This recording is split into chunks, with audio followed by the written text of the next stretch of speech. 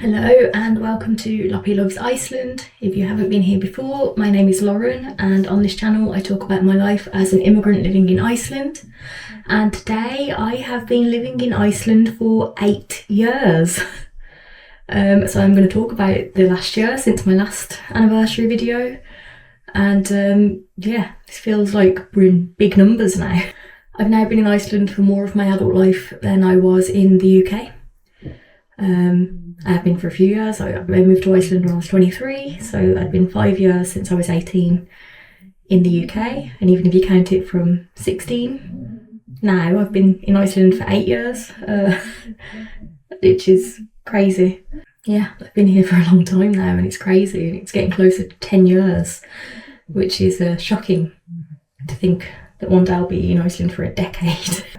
Like last year, I am once again filming on the day that I've been in Iceland for 8 years, rather than a few days in advance like I usually do, like I used to do.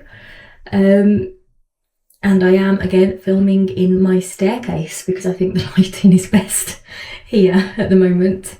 I think the last video is the only other video that I've ever filmed on my staircase before. I like filming here actually, I should do it more. So in the last video I was excited to be applying for my citizenship, and I will also be able to apply for citizenship this year. I'll be applying in October this year, which is very exciting, and it takes more than a year to get an answer, but at least the process will have started. That didn't happen. I was eligible to apply for citizenship in October. I procrastinated on applying for my criminal record from the UK, and when I got it back I then had to send it back to the UK to get an apostille stamp on it. When I received my criminal record from the UK, it took me a few weeks to send it back.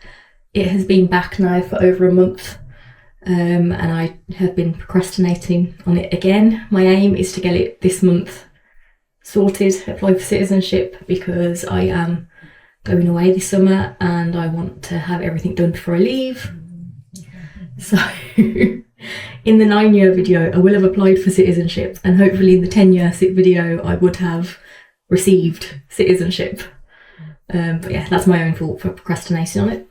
Since around the 6-year mark I have had the feeling of wanting to leave Iceland, and that feeling has been growing since then. So about 2 years I've been like, I would like to move back to the UK or move somewhere else, and that feeling hasn't gone away.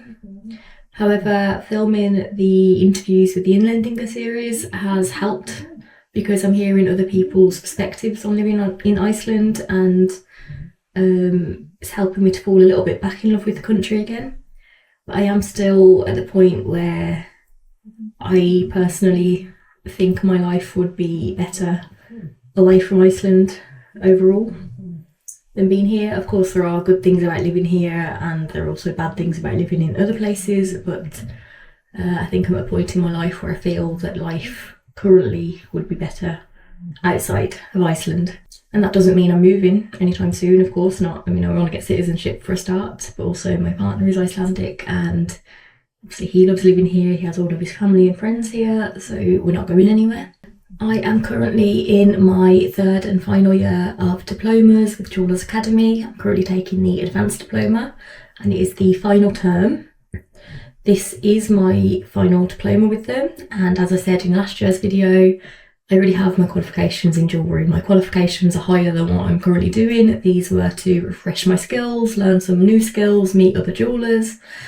And yeah, I thought recently, like, I have spent almost £10,000 on these diplomas, on my education in the last 3 years, that I've paid for all myself, and that wouldn't have been possible in the UK. Like, that amount of money was just way too high for me to have spent in the UK, and it is a possibility because I live in Iceland and I am very grateful for that. It is still very expensive and I'm paying monthly payments, which for the final year are incredibly high. I think it's £215 a month, and in kroner it's like almost 40,000 a month, which is a lot of money, and I'm happy that's going to be ending soon. This winter I felt that I needed some vitamin D. So I had already started taking vitamin D effervescent tablets in my water bottle at work, and then a couple of weeks later I went for a blood test which confirmed that I did have very low vitamin D, but I'd already been taking the vitamins before I went for the blood test, and I noticed that it's really helping a lot this winter. In the UK I always took vitamin D in the winter, but in Iceland I struggle to remember to do it for some reason. So I've tried tablets, I've tried vitamin spray, everything's kept next to my bed like it was in the UK, and I still forget to take it. But leaving these fizzy tablets in my locker at work and just putting one in the water bottle every day has really, really helped me to remember. And I've also felt I've had a lot more energy this winter, and also felt a bit happier this winter too than usual. And this winter I also had quite a busy social life. Up until Christmas I felt like I was seeing people, if not every week, like a few times a week. I also started horse riding lessons last year in the autumn, and I haven't been horse riding since December because my group, we've all had different commitments, we've all had things happen in our lives that haven't enabled us to go back horse riding, but I am excited to start it again at some point. But yeah, that was fun, going horse riding for the first time. That was one thing that I wanted to do when I moved to Iceland, was at least go on one horse riding day, with an Icelandic horse. Never did it until last year, so I'm really glad that happened. This week, so today's Sunday, on Monday this week, beginning of the week, we returned from the UK. We went to Birmingham for a week to go to a concert to see Elliot Minor, who was a band that I loved as a teenager and have just reunited after 10 years. But obviously we were seeing friends and family as well. And yeah, the difference returning to Iceland from the UK, it was crazy at this time of year. So it was April, now it's May, and yeah, everything is green and alive and very much feels summery in the UK. The weather was good, a little bit of rain but mostly warm, and blue skies and sunny. And then when we arrived to Iceland, it was raining, it was grey, it was cold. Yesterday was very warm and blue skies and sunny. But yeah, things aren't green yet. The trees are only just starting to show signs of life, and the difference was mad to me. And I really miss the different seasons in the UK, but I miss the greenery as well. I also noticed in the UK that the cost of everything going up. I've noticed the last few times I've been there, but also everything's going up in Iceland, and the cost of living here is getting out of hand as well. So a couple of days ago on Friday, we got a KFC as a takeaway. We had it delivered to our house, and we don't usually get takeaway very often. It was a treat, and yeah, to have it delivered. The delivery cost isn't that much, but it's the food itself is costing a lot now. So we just had a few things. We didn't even get 2 meals. We got individual things and then some chips to share, and no drinks because we don't really drink soda. So I think my boyfriend had a mini popcorn chicken, a small one, 2 pieces of chicken, and then I had an original tower burger and a vegan one, and yeah, we shared the fries, a large one, and it came to over 8,000 kroner, which I was not expecting. And to put that in perspective, that's about 47 quid for just a few things from KFC. It was crazy. Another thing is that the budget airlines seem to be going up in cost now. So I always flew with either EasyJet or Jet2 to the UK, and we flew Jet2 last week. But yeah, the prices seem to be going up, and now it's actually often cheaper for us to fly with Iceland Air, which has been out of the budget for a few years now. Especially if we're flying with luggage, checked luggage. Iceland Air is often cheaper now. If I was going with hand luggage, of course I'd go with EasyJet or Jet2 because it would be cheaper with them, but checked luggage with those now is getting out of hand, especially for 2 of us.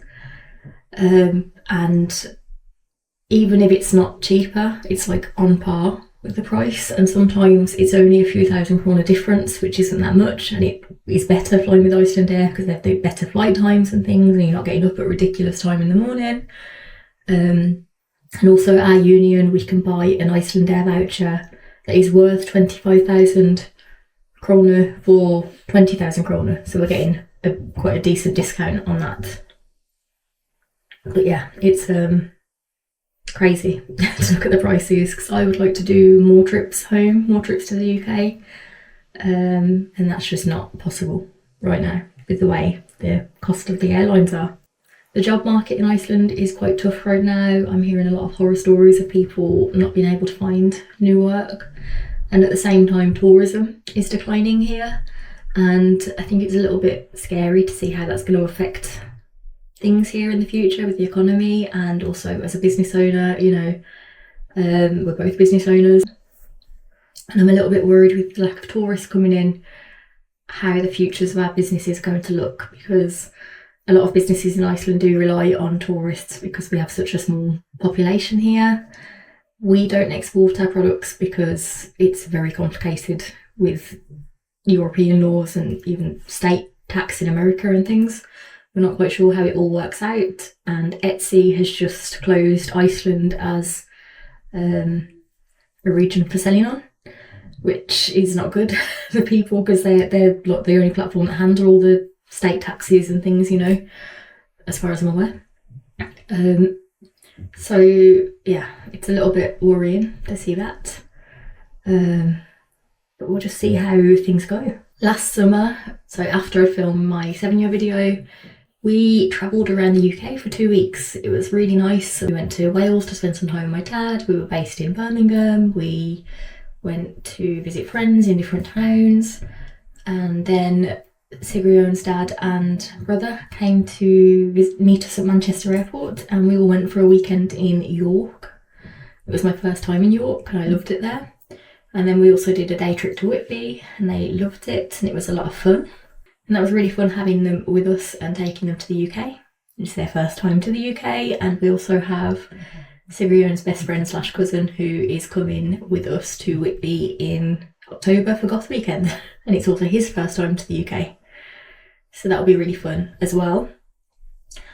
At the end of this month, I start my summer holiday from work, and my boyfriend is going to South Korea for 3.5 weeks to do his next taekwondo belt braiding, and I can't go with him because it's too expensive for both of us to go there. It's very far away.